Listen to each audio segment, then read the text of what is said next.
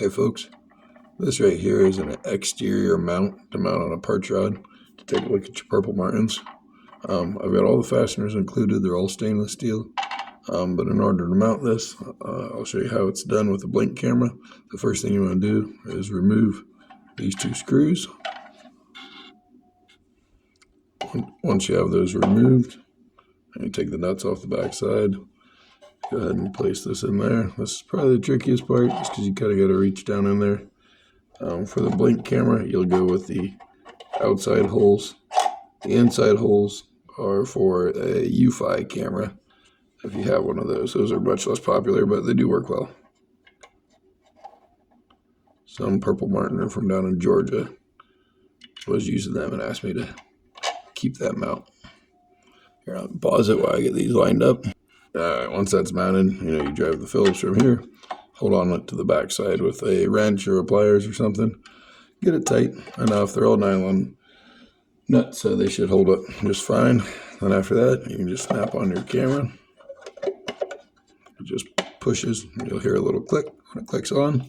So how this is designed to mount is on the end of the perch rod, so you can look back at your gourds or your house.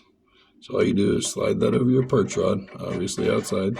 You can put it wherever you want, depending on how close you want it to your house or gourds. Obviously from underneath, all you do is tighten this screw. That locks you onto the perch rod. Basically what it's doing is there's your screw, there's another nylon lock nut, and then it's just tightening against that pull. So it doesn't take much, and it locks it on super firm. Doesn't want to slide or rotate. The camera rotated before this did on its mount. So there are two mounting options. One's the hanging option. This is probably the most stable because obviously all your weight is going to be hanging below the perch rod, and you're probably going to be looking down towards your houses. But if you wanted to, you can also just take the screw out. You just got to loosen it just a tiny bit in order to get the rod out. But if you want to mount it the other way, you can mount it over rod as well.